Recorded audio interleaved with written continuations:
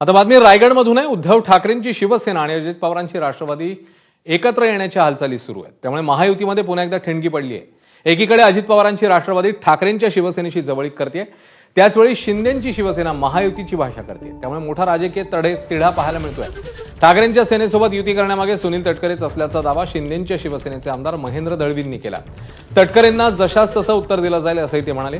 तर येणाऱ्या निवडणुकीत आम्ही महायुतीचा धर्म पाळून पुढे जाऊ असं दळवींनी म्हटलंय। त्यामुळे रायगडमध्ये नेमकं काय होणार पाहणं महत्त्वाचं आहे।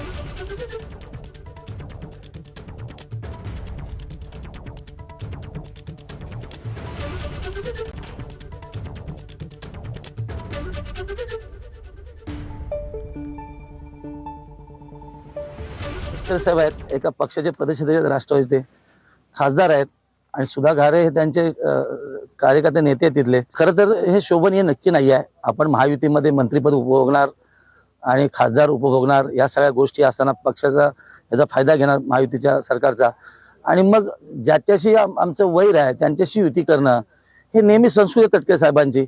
पण ते हाणून मारण्याचं काम महेंद्र थोरात असेल, मी असेल, भरत शेठ किंवा रायगडची जनता निश्चित करेल। पण आता जनता हुशार आहे, अशा पद्धतीने लोक त्यांना कधी हे करणार नाही आहे। पण आगामी येणाऱ्या स्वायत्त निवडणुकीमध्ये याचं उत्तर निश्चित मिळेल आपल्याला।